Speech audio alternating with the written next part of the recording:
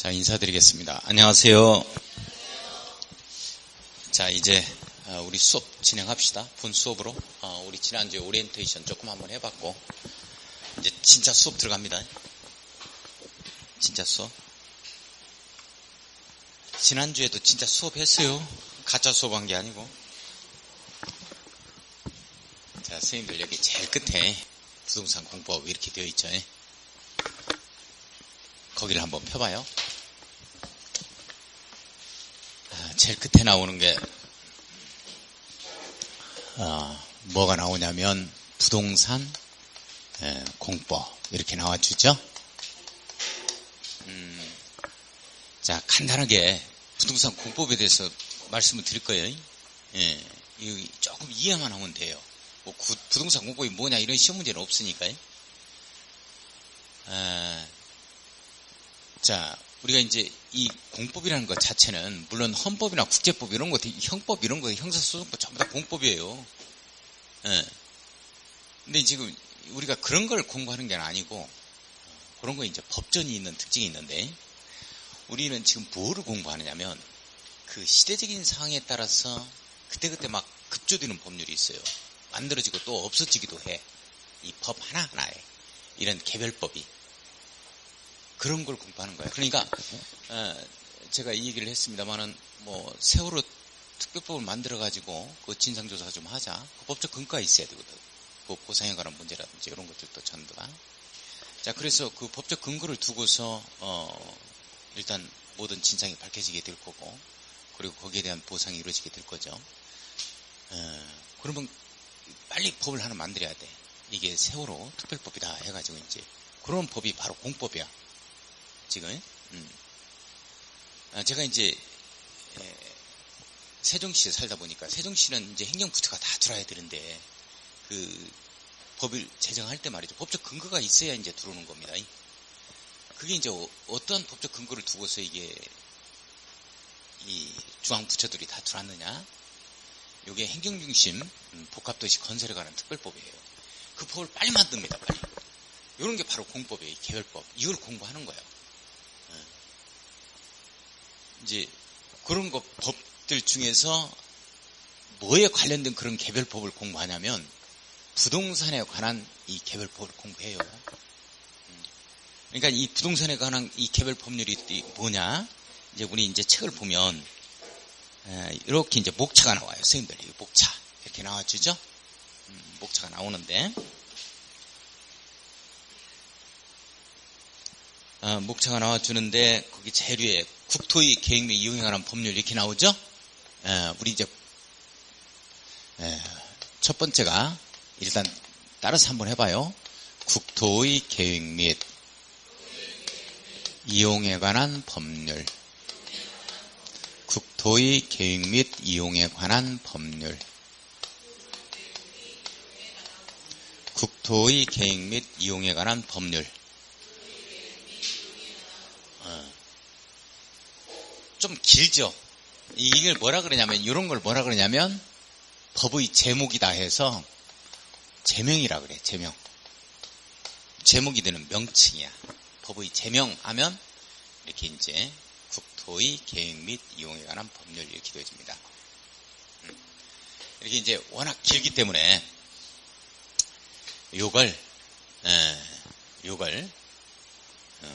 지금 법제처장이 재정부 법제처장이죠.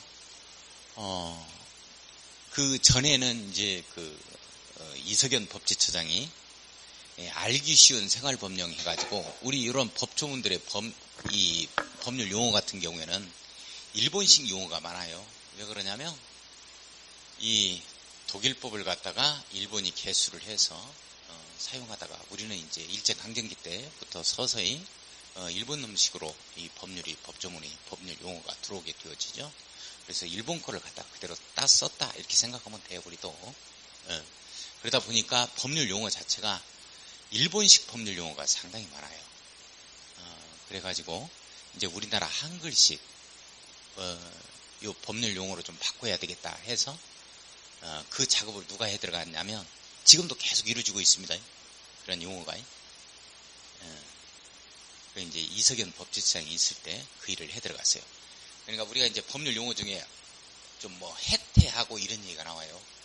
해태한다 이런 말이 나오는데 우리가 어떻게 알겠냐고, 일반인들이. 그래서 이제 그런 건 게을리하고 이제 이런 말로 이제 바뀌어지게 되거든요. 그치? 통지하고 이것도 일본식 용어예요. 그래서 이제 이게 알리자 이런 식으로 이제 바뀌어집니다.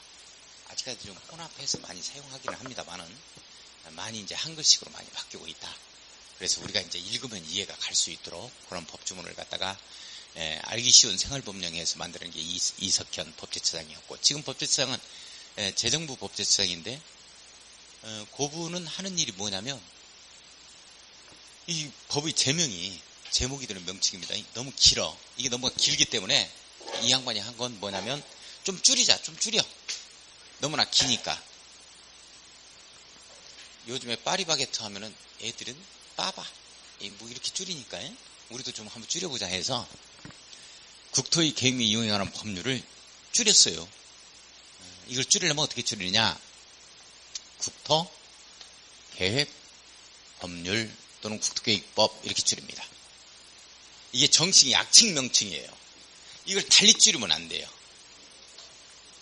그러니까 이걸 국계법 이렇게 줄인다는 거나 그런 말은 없어. 그런 말은. 그건 강사가 지어내서 하는 말이에요. 또는 국이법 한다는 거나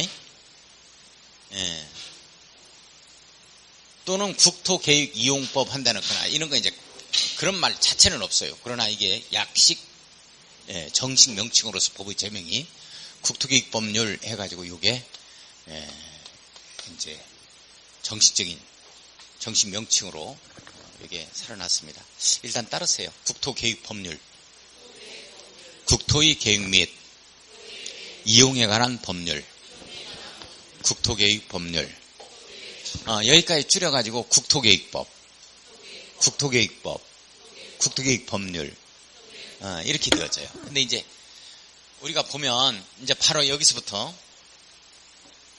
두 번째가 바로 뭐냐면 일단 따라서 합니다. 도시개발법.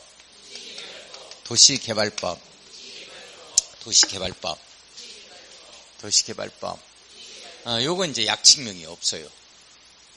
약칭명이 없다. 세 번째가 따라서 합니다. 도시 및 주거 환경 정비법. 도시 및 주거 환경 정비법. 도시 및 주거 환경 정비법. 자, 이것도 좀 길죠. 그래서 이거는 이제 뭘로 줄였느냐? 도시 정비법 이렇게 줄입니다. 잠깐요. 이것 때문에, 이 법률 때문에 그랬어요. 가장 흔하게 이제 우리가 시청에 들어가면, 원주 시청에 들어가면 요 법조문을 가지고서 우리가 이 얘기를 합니다. 도시정비법에서 우리 재건축이라든지 재개발 사업이라든지 이런 걸 하게 되어지는데요. 뭐 하는 데 있어서 이 법에 저촉되는 거 아닙니까? 할 때 이제 요 법을 얘기하는 건데요.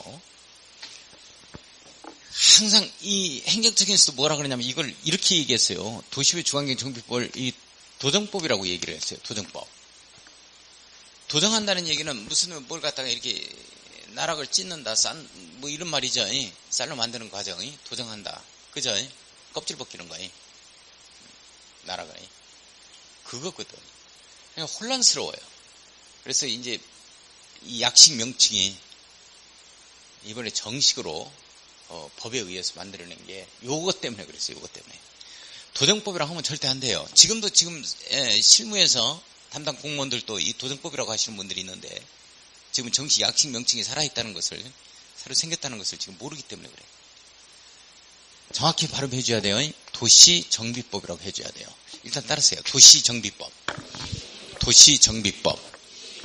그러니까 시청에 들어가가지고 주택가에 들어가서 예를 들어서 도시정비법에서 이렇게 얘기하던데요 하고 이 얘기를 해야지, 도정법에서 이렇게 하던데요 하면 안 돼요. 다시 따르세요. 도시 및 주거환경 정비법.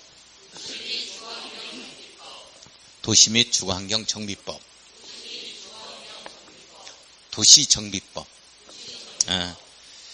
자, 그 다음에 네 번째가 뭐가 나오냐면, 여기에 이제 건축법이 나오죠. 따라서 합니다. 건축법. 다섯 번째가 주택법.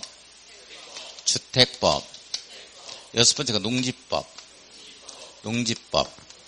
이렇게 해서 6개의 법을, 부동산에 관한 법이 이것만 있겠냐 이 말이야. 부동산에 관한 공법이 이것만 있겠어요? 더 있겠어요? 더 있지. 엄청 많아. 뭐 개발제한구역법도 마찬가지고, 그 다음에 산지관리법 뭐 이런 거라든지, 택지개발 촉진법이라든지, 무실 택지지구 조성, 택지개발 촉진법에 의해서 조성이 된 거예요 이게. 산업입지 및 개발에 관한 법률에 의해서 각종 의료 산업단지가 들어온다는 거나 이런 것들이, 이런 것들은 여기에 없는 부동산 공법이야. 근데 이렇게 부동산 공법, 부동산에 관련된 공법이, 이런 개별법이 약 한 120여 가지, 130여 가지가 있어요. 그 중에서 시험은 그렇게 많은 걸 다 시험범위로 하는 게 아니고 6개의 법만 이걸 시험범위로 하겠다, 이런 내용이에요. 그죠? 이런 내용입니다. 자, 한번 따라서 한번 해봐요. 국토의 계획 및 이용에 관한 법률, 도시개발법, 도시 및 주환경 정비법, 건축법, 주택법, 농지법, 이렇게 해서 이제 6개의 법률이 우리 시험법인데, 자, 여기서 조금 한 가지, 어디에서는 이걸 갖다가 법이라고 하는데 어디에서는 이 법률이라고 하느냐 하는 게 이제 문제가 되는 거야. 건축법률 하지 왜 건축법이냐, 주택법률 하지 왜 주택법이고, 이거 그냥 국토의 계획 및 이용에 관한 법 하지 왜 법률이냐. 아무것도 아닌데 똑같아. 내용은 똑같은 건데, 결론은 똑같은 건데, 왜 그런 거냐 하고 질문하시는 분이 있을 수 있겠어요, 없겠어요? 없어요? 없으면 그냥 가고. 뭐가 있어? 한번 해봐, 그러면. 그렇죠. 왜 이거 법률이고 이건 왜 법이냐? 내용은 똑같습니다, 뭐. 그런데 이렇게 들어갈 때 법률로 끝나요. 이렇게 뭐뭇에 관한이라는 말이 들어가주면 율로 끝납니다. 이렇게. 공익사업을 위한 토지도의 취득 및 보상에 관한 관한 들어갔으니까 뭘로 끝나야 돼? 법률, 이렇게 끝나. 이것밖에 없어. 내용은 뭐 특별히 이런 것들을 법률이다 하면은 법의 내용보다는 좀 통합적으로 좀 내용을 많이 포괄하고 있다라고 주장하는 학자들도 있는데, 뭐 그거 근거는 없어요. 그렇지는 않습니다. 그래서 이렇게 뭐뭐에 관한 이 말이 들어갔을 때는 법으로 끝나는 게 아니고 법률 이렇게 끝나. 이것밖에 없다. 차이는. 자, 똑같은 내용이다. 법이나 법률이나. 자, 그러면 국토의 계획 및 이용에 관한 법률이 이게 몇 문제가 나오냐면 12문제가 나옵니다. 12문제가. 도시개발법이 이게 이제 6문제, 요게 이제 6문제, 그 다음에 요게 7문제, 그 다음에 요게 7문제, 요게 2문제예요. 총 40문제 나오는 거 보세요. 40문제 나오는 거 봐봐. 한번 세어보세요. 40문제 돼요? 40문제. 40문제에서 24개 맞아요, 합격이? 죽으나 사나 16개는 맞춰줘야 기대를 할 수 있다, 합격을.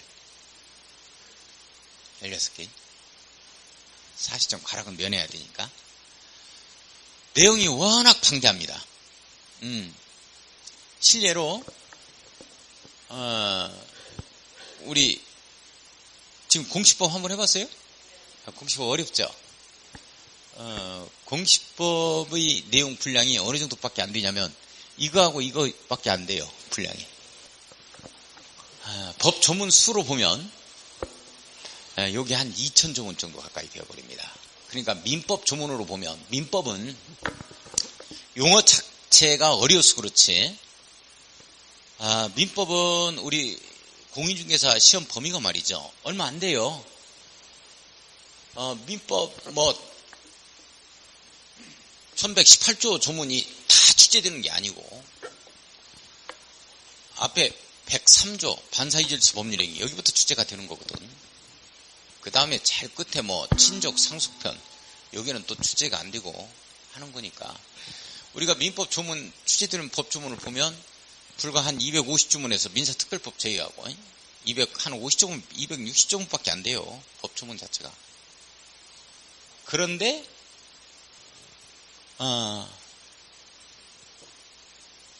요것만 보더라도 법 조문이 어마어마합니다, 이게. 실제적으로. 이 국토의 기밀 이용이라는 법률 하나만 가지고도 공인중개사법령 한번 해봤어요? 1시간 해봤었지?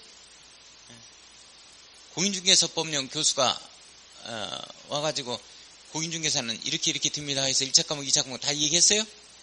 그렇단 말이야. 저는 할 시간 없습니다 라고 얘기했었죠? 그 교수님이 했을 거예요. 그게 50조문밖에 안 되거든요. 공인중개사법령 조문이. 물론 시행규칙까지 공부하다 보니까 양이 많아지는데 50조문이야. 그것의 3배 나는 분량이야 이게. 이거 하나가 공인중개사법의 3배야.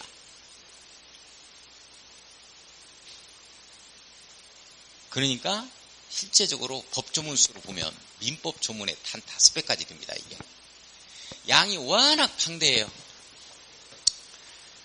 그래서 이게 지금 과락을 갖다가 이게 넘기가 힘든 거야. 면하기가 힘든 거다. 워낙 양이 방대하다 보니까. 그 다음에 이 용어도 처음 보는 용어가 상당히 많아. 처음 보다. 처음 안 본다 하는 건 뭐 재개발 사업, 재건축 사업 내용은 모른다 하더라도 그런 것만 조금 용어가 익숙해져 있지. 나머지는 전체적으로 전부 다 처음 보는 거다.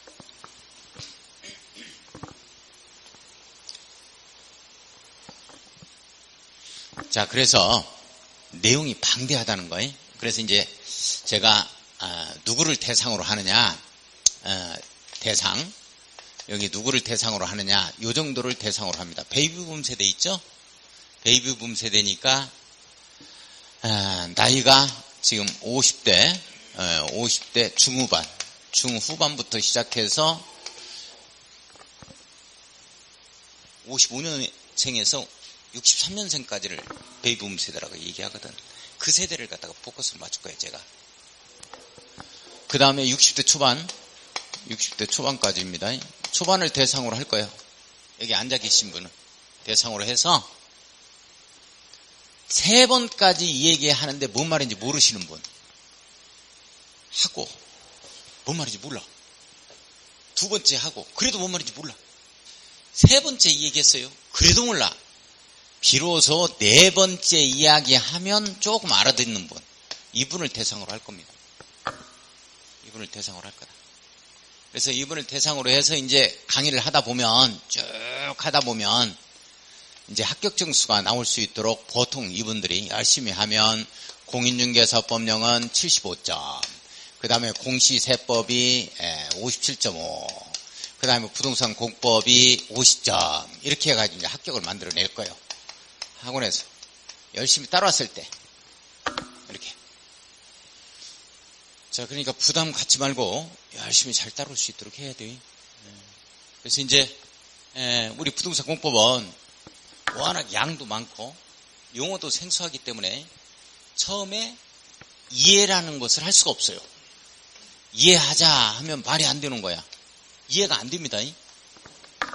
그렇다고 해서 어렵다라고 이 얘기하면 절대 안 돼요. 어렵다는 얘기는 몇 번, 2번, 3번 한 적이 있기 때문에 또 보니까 어렵다 이렇게 돼야 되는데, 이거 처음 보는 거니까 어렵다 하면 안 되고 이해가 안 됩니다. 그래서 생소하다로 끝납니다. 생소하다. 내용이 생소하다 이렇게 얘기를 해주셔야 돼.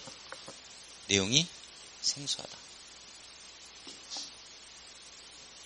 내용이 생소하다. 제가 항상 필리핀 원주민 데려다가 여기를 구경시킨다고 그래요. 그러면 이게 원주입니다 하면 그냥 원주 하는 거야. 다른 얘기 하면 안 돼.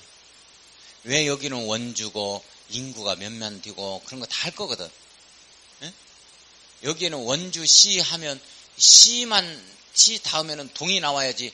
왜 원주시 하는데 불원면이 나오느냐? 면이 왜 나오느냐? 따질 것도 없어. 그냥 하는 거야. 그냥 일단은. 나중에 이해가 가. 나중에 하다 보면. 제가 다 설명할 거니까. 뭐 아는 게 있어야 이해가 가지. 필리핀 원주민 데려다가 여기는 불원면인데 시 다음에 동이 안 걸리고 면이 걸리는 경우는 이런 이유 때문이다 해서 내가 이 얘기를 한다고. 그럼 뭘 알아듣느냐 이 말이야. 지금 처음 하는 건데. 그런가 보다 이렇게 하는 거야. 그냥 하고 또 할 거니까. 이렇게 하다 보면 이제 이해가 가. 이해가요? 자, 이해가 안 가는 거 어렵다라고 얘기하면 절대 안 됩니다. 생소하다라고 표현을 해야지. 참고 열심히 잘 따라주시기 바랍니다.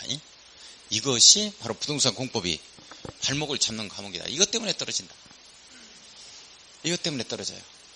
그래서 절대 이 시간에는 결석하면 안 돼요. 결석하려면 다른 시간대에 결석해야 돼. 다른 시간, 다른 과목 시간에 결석을 하고 일도 그때 보세요.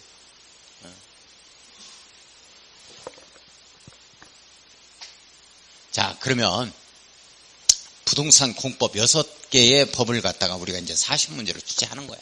그러면 이 내용만 알면 되는 거야. 자, 다시 한번 따라서 한번 해봅시다. 우리 무슨 법을 공부하는가? 자, 국토의 계획 및 이용에 관한 법률. 도시개발법. 도시 및 주거환경 정비법. 건축법. 주택법. 농지법. 이렇게 6개 법을 공부해야 돼.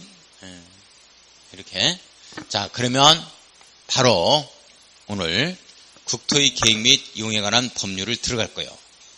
거기에 제일 끝에.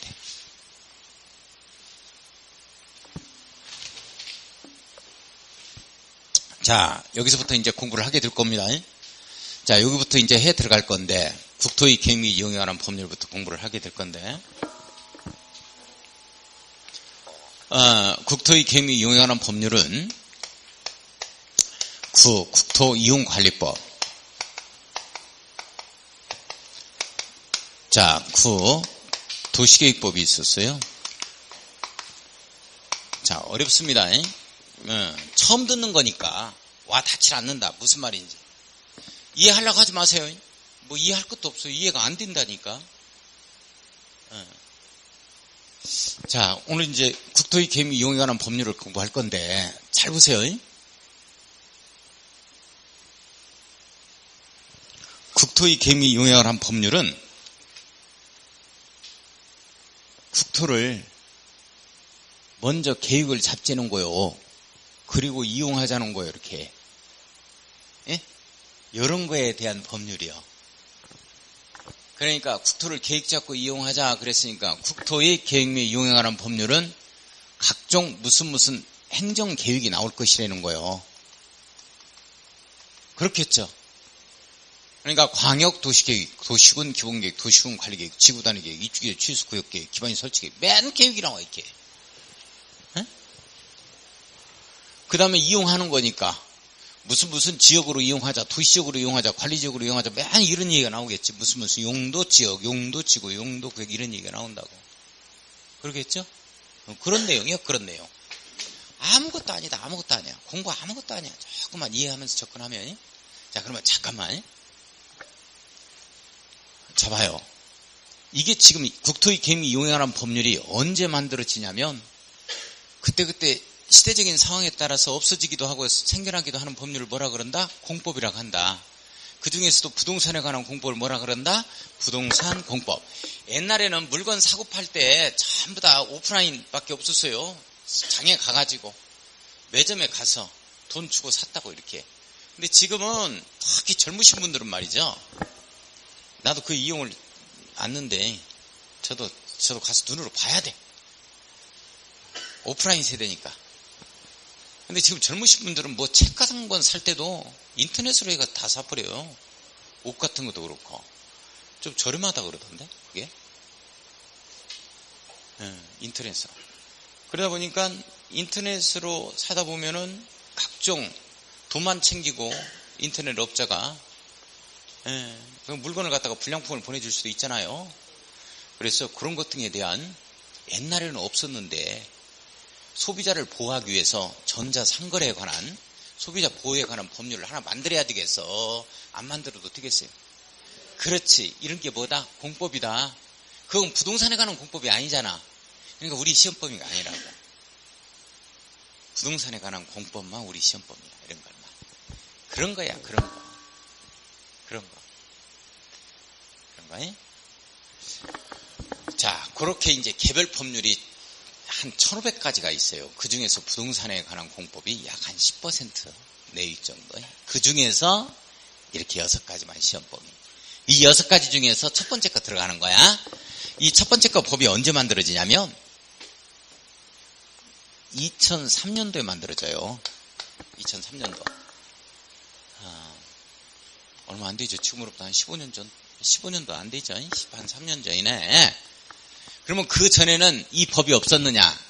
이 법의 모법이 이 법이야, 이 법. 이 국토의 계획 및 이용에 관한 법률이 나오기 전에는 어떤 법률이 있었냐면 이 법이 있었어요. 이 법이 통폐합돼서 2003년도에 이 법으로 되는 거예요. 그러면 자, 한번 보자고. 잘 봐요. 국토 이용하자는 거지 전국토 이용하자는 내용이고, 여기에 이제 뭐 용도 지역이나 용도 지구 이런 게 있겠죠. 용도 구역이라든지. 그 다음에 도시계획법인데, 이 봐요. 계획은 지금 어디에 잡히면 되는 거요? 도시에 잡히면 되는 거지. 계획 잡힌다는 얘기는 뭔가 이용하려고 하는 거죠. 그래서 개발하려고 하는 거 아니겠어요? 그래서 계획은 어디에 잡히냐면 도시에 잡히는 거야. 그런데 시골에서는 뭐 이 땅을 이용하려고 하지 않기 때문에 계획 잡을 필요가 있다 없다? 없다. 있는 그대로 그냥 농사 짓는 목적으로 논밭으로 활용하면 되지 뭘 계획 잡아 이걸. 자, 그러니까 계획은 도시적에 잡혀 있었어요. 그러다 보니까 시골에도 도시적에 준해서 토지 이용을 할 수 있도록 만들었지. 이게 바로 이 제도가 준농림지역 제도입니다. 들어보신 적 있어요? 준농림? 그래. 들어봤다고 하는 거야. 안 들어봤으면 어떻게 하자고. 지금 들어보면 되는 거야. 안 들어봤다고 해서 어떻게 할 수도 없고. 그렇다고 치고 이렇게 넘어갑니다. 부동산 공법원이. 그 준농림지역 제도가 뭐냐면 농림지역에도 도시지역에 준하는 토지용 이용 행위를 할 수 있도록 만드는 이런 지역을 준농림지역이라고 그랬어요. 그러니까 농림용도 이외에도 도시용도로 이용할 수 있도록 하기 때문에 공장도 들어올 수 있고 그 다음에 창고나 또는 숙박시설인 모텔을 지을 수 있도록 했어요. 이런 게 준농림지역 제도 하에서 나온 것들이야. 그러니까 시골에 딱 가다 보니까 야 이런데 모텔이 들어왔네. 내가 지금 공부하다 보니까 모텔은 상업지역에만 들어와야 되는데 도시지역에 야 이런데 왜 들어왔느냐 하는 거야. 그때 당시에 들어온 거야. 이게 그 시점이 어느 시점이냐? 바로 준농림지역 제도가 시행되던 시점이 1990년도 중반 이때 한 94, 5, 6년 뭐 요 정도에 가장 많이 뭐가 모텔 허가가 많이 났어요. 그렇습니다. 그러다 보니까 어떻게 되는 거예요? 난개발이 되는 거지. 준농림지역 제도가 시행됨에 따라서 그렇죠. 그래서 이게 안 되겠다. 이제 준농림지역 제도가 없어져. 여기에 나와 있는 준농림지역 제도가 없어지고 이 제도가 없어집니다. 없어지고 계획은 도시만 잡지 말고 이제 계획을 전 국토를 대상으로 해서 계획을 잡게 되면 난개발이 없을 거 아니냐 하는 내용이에요. 조금 이해가요? 그래서 이제 국토의 계획 및 이용에 관한 법률로 통폐합되어집니다. 이게 이 내용이 2003년도에. 자, 그러면 이제 우리 공법은 부동산 공법 이런 건 반드시 제1조가 뭐냐면 이 법을 왜 만들었느냐 하는 법의 재정 목적이야. 이거 한번 볼까요? 제가 시험 문제 나오는 것은 나온다 하니까 이런 건 조금 읽어보고 제가 이해하는 정도에서 그칩니다 하면 그렇게 그칠 수 있도록 하고 공부 안 해도 괜찮아요. 자, 한번 보겠습니다. 348쪽 348. 자, 348쪽 보면 제일 위에 제1절 재정 목적 이렇게 나오죠? 이 재정 목적이 뭐냐면 이거요. 이 국토계획 법률을 갖다가 만든 재정 목적이 뭐냐 하는 거야. 이게 바로 법 제 몇 조문이다. 1조는 무조건 법의 재정 목적이요. 이 법은 제가 한번 읽어볼 거예요. 중요한 거 아니니까. 이 법은 무슨 법이야? 국토의 계획 및 이용에 관한 법률은 이 내용이죠. 국토 이용 개발 보존을 위한 계획의 수립 집행 등에 관하여 필요한 사항을 정함으로써 우리가 읽다 보면 부동산 공법 내용을 읽다 보면 우리는 2줄 정도만 되면 뭔 말인지 몰라버려요. 한 줄이면 좀 읽으려고 좀 한번 정신 좀 차리는데 벌써 2줄이지? 그래. 이거 안 읽어도 괜찮아. 뭔 말인지 몰라도 괜찮은데 포인트는 이거야. 잠깐만요. 국토의 계획 및 이용에 관한 법률은 그 재정 목적 읽어서 뭐해. 시험 문제 나오지도 않는 걸 이해만 하자고. 전 국토를 계획 잡고 이용하면 어떻게 되겠어? 자, 내 땅이 이게 예를 들어서 내 땅이 농지야. 그러면 농지 목적으로 농사 짓는 목적으로 이용해야지. 여기다 호텔 지어버리면 되냐고. 안 되지? 그래 안 그래요? 그래서 전 국토를 계획 잡고 이용하다 보면 자연스럽게 공공복리가 증진이 된다 하는 내용이요. 이바지 된다, 사유에 이바지 한다 하는 내용이요. 무슨 말인지 이해가요? 그러면 여기에 이제 포커스를 두는 거야. 그대로 한번 보겠습니다. 국토의 계획 및 이용에 관한 법률은 뭐냐 하면 전 국토를 계획 잡고 이용하게 되면 공공복리가 증진된다 하는 내용이라고. 이게 법의 제정 목적이야. 자, 한번 읽어봅시다. 다시 한번 봐요. 이 법은 국토의 법률은 국토 이용 개발 보전을 위한 계획이란 말 나오잖아. 계획에 동그라미 한번 쳐보기만 해요. 자, 복습할 필요는 없어요. 이렇게 계획의 수립 및 집행 등에 관해서 필요한 사항을 정해주면 나중에 이렇게 하고 이제 이용 개발 보전을 하잖아요. 이용 개발 보전이 앞쪽으로 들어가 있네. 자, 이렇게 되어지면 두 번째 줄 봐요. 공공복리라는 표현 나오잖아요. 그죠? 그럼 공공복리가 증진된다 하는 내용이요. 이걸 목적으로 한다. 이런 내용이요. 아무것도 아니야, 이거. 이렇게 전국도 계획 잡고 이용해야 공공복리 증진한다. 이런 내용이요. 법의 제정 목적이. 됐어요? 이제 시험 볼 때까지 안 읽어보고 시험장 가도 괜찮아. 법은 제정 목적은. 내용 됐죠? 안 읽어봐도 좋습니다. 자, 그 다음에 주요 용어를 들어가는데, 주요 용어에 들어가기 전에, 이걸 몰라버리면, 뭔 말인지 몰라요. 그래서, 지금 여기서부터는 이해를 하기 위해서 이 내용을 알아주셔야 돼. 우리가 쭉 읽다 보면 뭐가 나오냐면, 시도, 이런 얘기가 나온다고. 시도, 이렇게 되면, 여기 지방자치단체장은 광역자치단체장으로서 시도지사 이렇게 나오겠죠? 그러면 시도가 광역자치단체급이죠?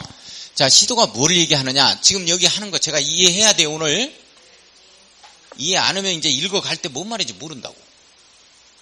뭔 말인지 몰라. 시도가 뭐냐 하면 광역자치단체를 얘기하는 거예요. 자, 서울특별시부터 보겠습니다. 특별시, 광역시예요.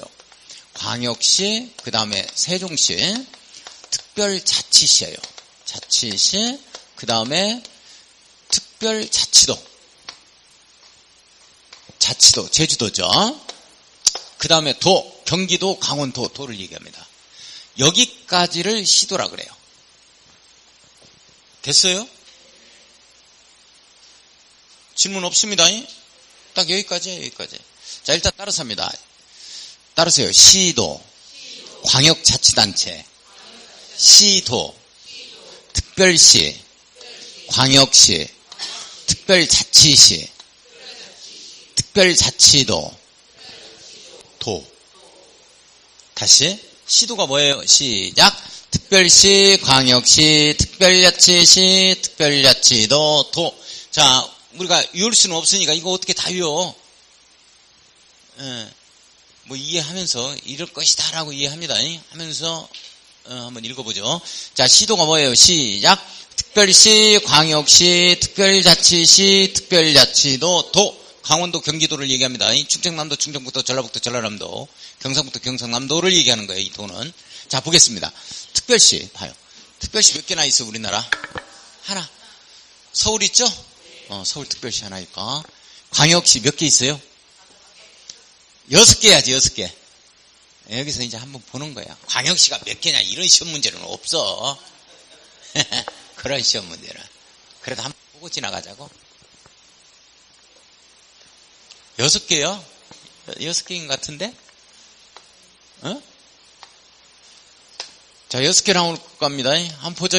인천부터 볼까요? 위에서부터 인천광역시. 또? 대전광역시. 그 다음에 광주광역시, 울산광역시, 대구광역시 있어요? 대구광역시. 부산광역시예요. 6개죠, 6개. 하나, 둘, 셋, 넷, 다섯, 6개네.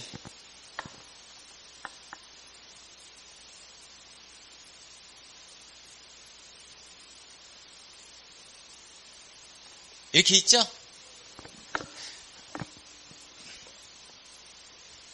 여기서 인천광역시가 커요? 서울특별시가 커요? 인천이 훨씬 커. 면적을 보면 면적을 얘기한 거예요. 인구수를 얘기하는 게 아니고. 면적. 1.7배래요. 1.78배. 어마어마합니다. 자, 저기 백령도 여기까지니까 인천광역시 옹진군이야. 백령도 이쪽에 강화군. 우리 인천광역시에는 뭐가 있냐면 군이 있어요. 옹진군이 있네요. 그래요 안 그래요? 그 다음에 강화군을 얘기합니다. 강화군 이렇게 돼 있죠? 선생님들 이렇게 돼요? 한번 보자고. 이해만 좀 해요. 외울 수는 없으니까. 대전광역시에는 군 없고, 광주광역시 군 없고, 울산광역시 울주군 있네요. 그죠? 대구광역시 뭐 있어요? 달성군 있어요. 달성군. 부산광역시 뭐가 있어요? 기장군 있죠? 기장군 있어요. 기장군. 꼼장군. 이렇게 되죠? 자, 그러면 우리 도에도 뭐가 있어요? 시군에서 군이 있죠? 그 군은 이 군하고 구분이 가야 돼요. 광역시의 군하고 우리 여기 있는 횡성군, 홍천군하고 이 군하고 다르다고. 횡성군, 홍천군은 도 내에 있는 강원도 내에 있는 군이고 이 군은 광역시 내에 있는 군이고 군이 이렇게 두 가지 있네. 그죠? 자, 그렇구나 라는 거. 아, 이 광역시에도 군이 있구나. 요 정도 이해를 좀 해주셔야 돼. 도 내에만 있는 줄 알았더니 군이 광역시 내에도 있다. 이 정도. 그래야 좀 이따 내가 설명할 때 이해가 간다고 또. 자, 특별자치시에요. 특별자치요. 몇 곳 있어요? 하나 있죠? 이게 바로 어디냐면 세종입니다. 세종특별자치시 이렇게 되겠죠? 세종시입니다. 세종시. 세종시는 요 밑에는 우리가 시도 광역자치단체라고 그랬어요. 원래 광역자치단체 밑에는 자치단체 밑에는 뭐가 있도록 되어 있냐면 기초자치단체를 두어요. 시군구를. 이 도내에서는 시군이 있잖아. 이런 데는 이제 구가 있잖아. 종로구, 동대문구 이렇게 시군구를 둡니다. 기초자치단체라는 걸 있어요. 자치단체. 이걸 뭐라 그러냐면 광역자치단체와 기초자치단체를 우리나라 행정조직은 이게 행정조직이에요. 행정조직입니다. 이런 행정조직은 이 듀얼 시스템을 가지고 나온다. 이렇게 중층제, 복층제 행정조직을 가지고 나와. 우리나라는. 그런데 특별자치시에는 이게 없어요. 기초자치단체가. 특이해. 그러니까 요 기초자치단체에 뭐가 있냐면 시군구가 있는데 이 밑에 뭐가 걸리냐면 다시 읍면동이 있죠. 그래 안 그래요? 이렇게 걸리는 거야. 이렇게 읍면동 여기까지를 기초자치단체라고 그래요. 이건 기초자치단체가 아니야. 읍면 원래 이게 있어야 되는데 특별자치시는 세종시가 이 광역자치단체의 법적 지위를 가지고 나오면서 이게 없어요. 이게 바로 여기에 걸려버립니다. 세종특별자치시 조치원읍, 세종특별자치시 연남면, 연서면, 장군면, 세종특별자치시 아름동, 종천동, 고운동 이렇게 걸려요. 바로 이렇게 걸려. 특이하죠? 그래서 단층제 행정조직이다 이렇게 표현합니다. 이것만 있지 이게 없잖아. 그럼 좋은 점이 뭐예요? 여기에 들어가는 비용이 전략이 되잖아. 한 해에 수백억이 전략이 된다고 이거. 그렇잖아요. 그 다음에 업무에 있어서 이게 없어버리면 이자가 세종특별자치시장이 이자가 하는 일을 다 해야 된다고. 그러니까 건축허가권도 이자가 다 가지고 있는 거요. 업무량이 많아버린다는 거야. 그죠? 그런 특징이 있다. 그 정도만이. 자, 그 다음에 특별자치도. 이 특별자치도는 제주도가 있죠. 제주도가 있습니다. 제주 특별자치도다. 자치도. 근데 제주도는 시가 두 개가 있어요. 뭐가 있냐면 제주시하고 서귀포시가 있습니다. 제주시와 서귀포시가 있는데 이건 선출직 공직자들이 아니라고 이게 시장 등이에요. 임명직이야 이게. 그래서 자치권을 누가 다 가지고 있냐면 이자가 다 가지고 있어. 이거하고 지금 원주시하고는 달라요. 원주시는 원주시장을 우리가 뽑잖아. 근데 이건 안 그래. 도의사가 자기네들 동문들 다 심어놔 버린다고, 이거 시장으로. 제주시장과 서귀포시장은 선출직 공직자가 아니오. 그래서 자치권을 여기 마찬가지 여기에 다 가지고 있다. 특별자치 도의사가. 그래서 이제 좀 심하게 말하면 중국의 홍콩과 좀 비슷하다. 우리나라의 이 제주도가 국제기준을 가지고 우리가 이제 50만 불 이상 뭐 이렇게 이제 투자하게 되어지면 투자인민제도가 이제 적용받는 지역이죠. 해운대 같은 경우는 70만 불인데 여기는 이제 50만 불. 중국 사람들이 많이 살고 있다. 그래서 거주권 주고 F2 비자 주죠. 그 다음에 영주권 비자를 5년간 거주하게 되면 영주권 F5 비자를 줘요. 이제 그런 특징이 있다. 요거 이제 자치시가 아니다라는 거, 자치권을 가지고 있지 않다는 거, 자치권이 없다는 거 이해를 좀 하고, 유일하게 우리나라에 자치권이 없는 게 이거예요.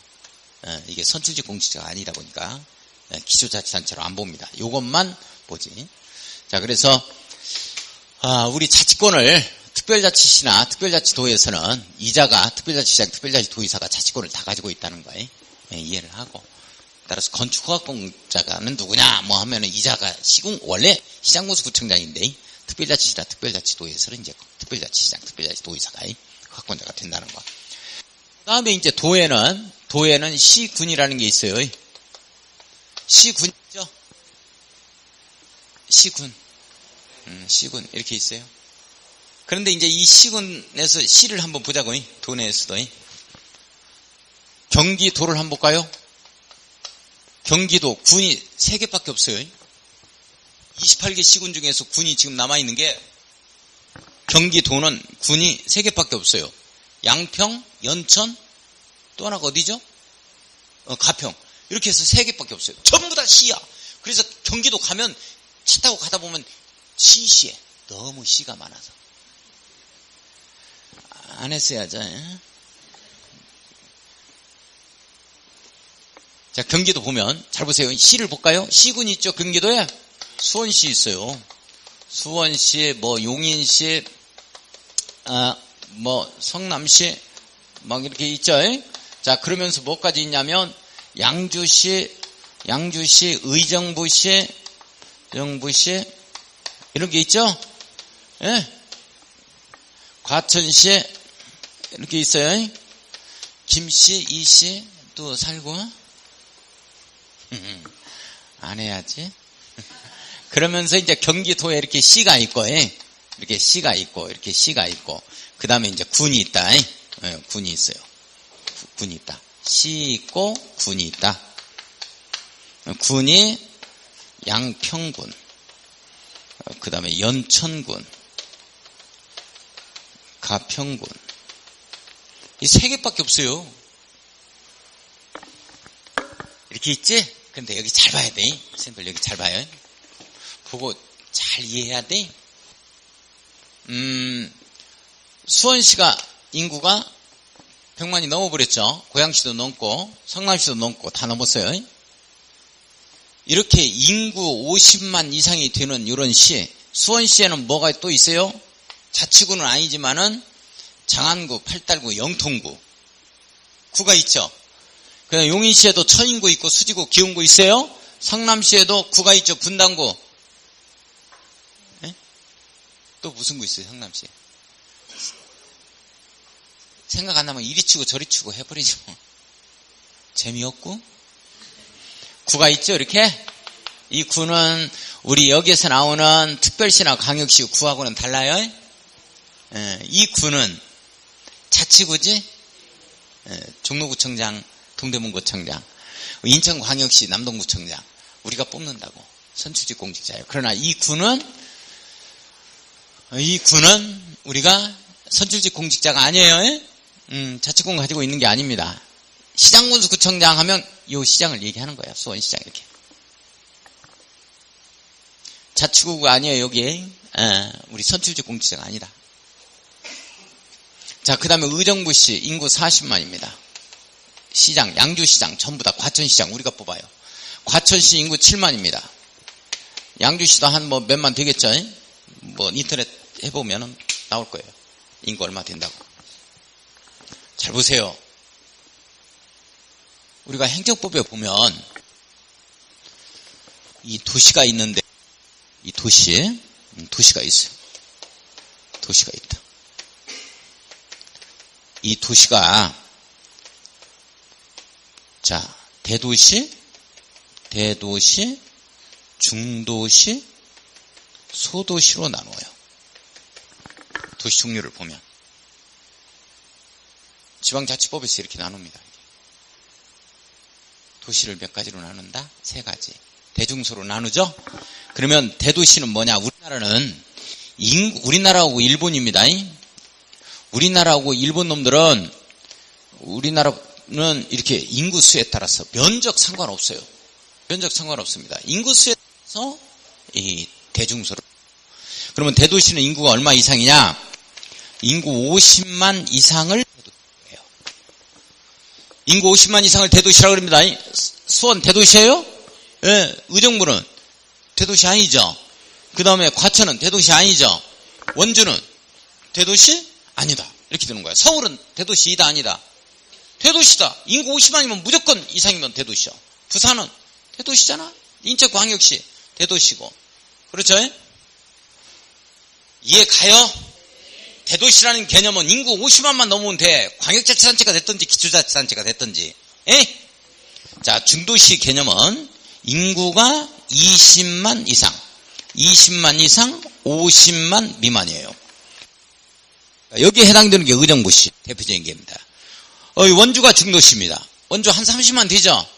그러니까 중도시예요. 대표적인 중도시가 원주입니다. 소도시는 인구가 5만 이상, 그러면 인구 5만 이상이다 하면 군도 도시가 될 수 있다, 이런 내용이지. 그러니까 군의 국회의원들이 나 뽑아주면 무조건 시로 승격시키겠습니다, 이런 얘기 많이 하죠.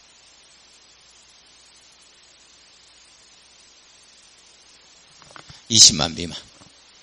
그러면 5만 이상 20만 미만 되는 거 성능 얼마예요? 20만 넘어가나요?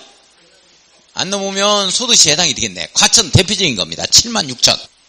과천시가 대표적인 소도시예요. 과천시. 양주시 소도시겠죠. 이렇게 됩니다. 이렇게 돼요. 여주, 이천시 다 소도시. 다 소도시다. 대중소 알겠어요? 자, 그러면 잠깐 이제 여기 봐주셔야 돼. 제 설명 잘 드려야 돼.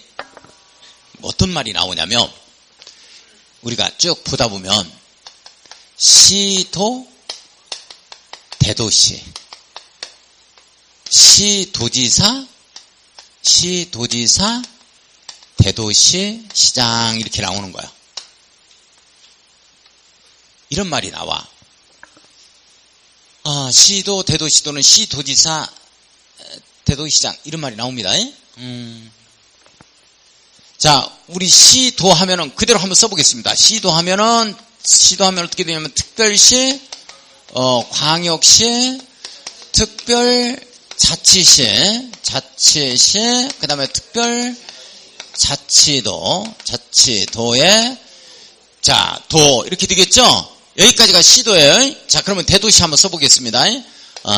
수원시,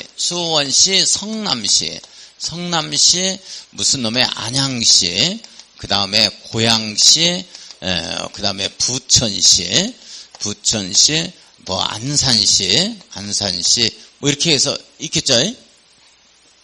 뭐 용인시, 뭐 이렇게 등이 있겠죠? 이런 것들이 있잖아요. 여기까지를 얘기합니다. 시도, 대도시를. 자, 그러면 잠깐만. 원래 제가 지방자치법에서 대도시 개념이 뭐냐? 인구 50만 이상이면 대도시라 그랬죠? 자, 그러면 정확하게 이것도 대도시고 이것도 대도시요. 이것도. 그죠? 이런 것도 이제 세종시도 앞으로 60만 이상이 되어지니까 2030년까지 현재는 지금 인구수가 한 22만 밖에 안 돼요. 해당 사항은 없는데. 그러면 이것도 대도시고 이것도 대도시지? 그러면 정확하게 이것만 이야기할 때는 어떻게 돼야 되냐면 정확하게는 특별시, 광역시, 특별시, 광역시, 세종시인 특별자치시, 특별자치시를 제외한 인구 50만 이상의 대도시라고 표현하면 정확히 이것만 얘기한다고. 그래 안 그래?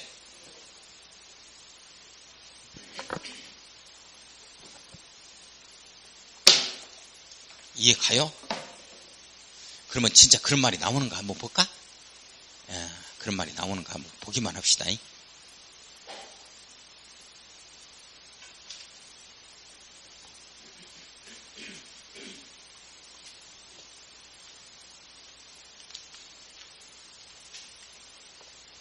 자, 357쪽으로 한번 보면 357.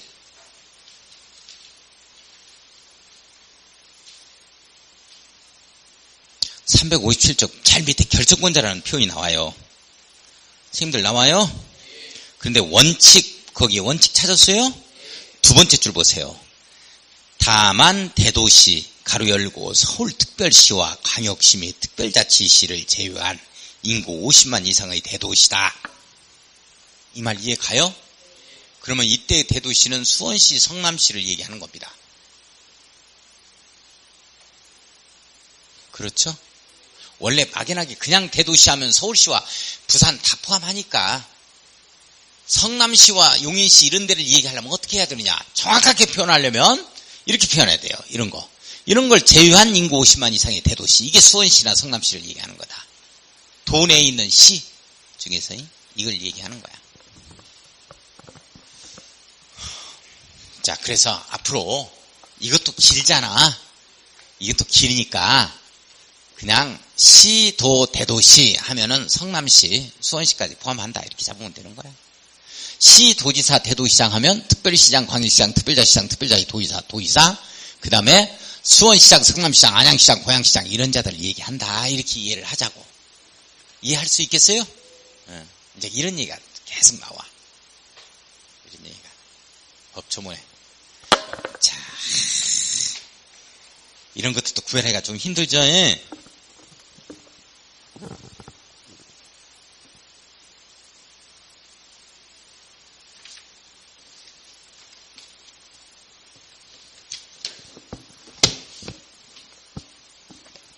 자,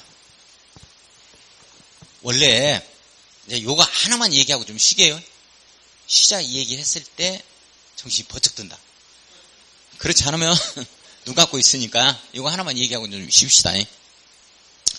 원래 시 안에는 시 내에는 뭐가 있냐면 무슨 시 이렇게 되면 동에 딱 걸려요. 동 이렇게 걸리잖아. 그 다음에 무슨 리 이렇게 걸렸잖아. 예전에요. 지금은 이제 주소 자체가 뭐 도로명을 갖다가 표시를 하는데 그러니까 군 이렇게 돼야 군 하면 읍이 있고 면이 있고 이렇게 되잖아. 그 다음에 무슨 리 이렇게 들어가잖아요. 이렇게 갔죠? 이게 원래 이렇게 가야지. 이게 도시에는 동이 있어야지. 면 나오면 돼, 안 돼? 안 되죠. 안 된다. 자, 그런데 이게 원칙이지만 무슨 시 이렇게 들어가는데 무슨 동 이렇게 들어가는 경우도 있고 그 다음에 무슨 읍 이렇게 들어가는 경우도 있고 무슨 면 이렇게 들어가는 경우도 있어요. 이렇게 들어가죠? 요걸 갖다가 우리가 농촌 이렇게 표현하고 이런 걸 이제 시골 농촌 이렇게 표현을 했고 요걸 도시 이렇게 표현했잖아요. 우리가 일반적으로 그죠? 이렇게 되어지는데 요즘에 오면 시가 있으면 이렇게 동 이렇게 나와야 되는데 읍, 면 이렇게 포함하는 경우가 있어요. 그죠? 이걸 뭐라 그러냐면 도시하고 농촌하고 복합이 돼 있다 해서 이런 시를 뭐라고 표현하면 도농 복합시 이렇게 표현해.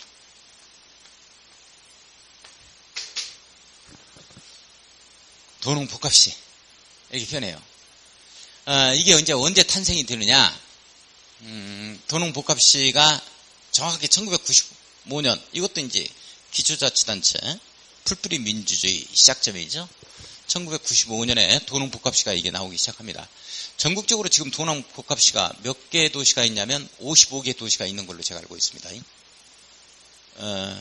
최근에 지정된 게 우리 청주시, 요게 이제 마지막으로 지정이 됐고, 도농복합시가. 도농복합시 탄생은 바로 이런 거예요. 춘천시를 춘천군이 둘러싸고 있었죠. 춘성군인가요? 거기까지가 춘성군까지가 뭐가 됐어요? 춘천시가 됐죠. 자기네들은 맨날 틀리면서 이제 내가 한번 틀려봐 때려 죽이려고 그래. 춘성군이었구나. 그 다음에 미금시 아세요? 옛날에 미금시라는 게 있었어. 모르면 어떻게 자꾸 지금 없어져 버렸는데. 미금시 옆에 남양주 군이 있었어요. 이게 합해져 가지고 남양주 시가 된 거죠. 거기까지는 좀 잘 안 해. 저기 이제 평택 가면 모를 거야. 송탄을 평택 군이 둘러싸고 있었어요. 송탄시 없어졌어요. 그게 뭘로 됐냐면 평택시로 됐어요. 그 다음에 옛날에는 온양온천 그랬죠. 온양시를 아산군이라는 게 에워싸고 있었다고. 이거 아산시가 된 거예요. 지금은 온양시 없어졌어요. 이렇게 되다 보니까 도농복합시가 탄생이 되는 거야. 그러면 왜 이렇게 도농복합시 최근에 탄생이 된 게 2010 작년이죠? 2015년인가? 7월 1일부터 됐죠? 청주가 있어요. 청주시가 있었는데 이걸 청원군이 둘러쌌어요. 청원군. 그래가지고 여기까지가 이제 청주시가 7월 1일부터 된 겁니다. 2015년 7월 1일부터 이게 이제 청주시가 이게 도농복합시가 탄생이 돼요. 통합시가 되어진 거죠. 근데 왜 이렇게 도농복합시를 왜 탄생시킬까? 도농복합시를 왜 탄생시킬까?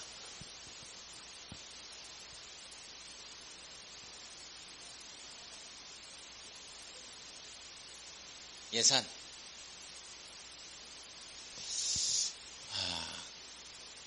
인구 늘어나서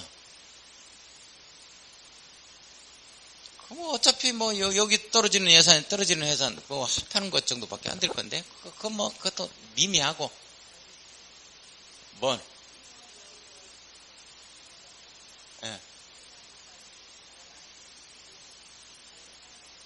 관리가 편하니까 관리가 편해서 아주 정답이에요. 근데 관리가 편하다면 무슨 관리가 편한지 알겠어요? 공부 많이 되셨네요. 뭐 이런 일을 좀 했나요? 예를 들어서 이런 거야. 관리가 편하다는 얘기는 봐봐. 원주시도 마찬가지였죠. 원주시도 이렇게 넓게 지정이 됐죠. 원래 좁았는데 그렇지 않아요? 그럼 부름문까지 원주시가 이렇게 되어지죠? 그렇게 되어진다고. 이렇게 하면 뭐가 좋냐면 봐봐. 청주시가 있고 청원군이 있잖아요. 여기 쓰레기 소각장을 여기다 설치하려고 하니까 청원군이 반발을 해버리는 거야. 좋겠어요? 왜 그렇게 그런 건 이걸 화장장을 여기다 설치하면 되겠냐? 쓰레기 소각장 이런 것들을 갖다 니네가 더 많이 죽고 니네가 인구 많아서 쓰레기 더 버리니까 여기다 설치하라 이렇게 돼. 여기 설치할 공간이 없어요. 여기 설치해야 돼. 근데 이거 받아주겠니? 하는 거야. 안 받아주지. 야, 우리 같은 식구지 않냐? 통합해버리면. 우리 같은 식구인데 뭐 여기다가 좀 해놓은 게 어떻겠어? 다 받아들인다는 거야, 이게. 효율적 행정에 있어서 효율적 관리를 위해서예요.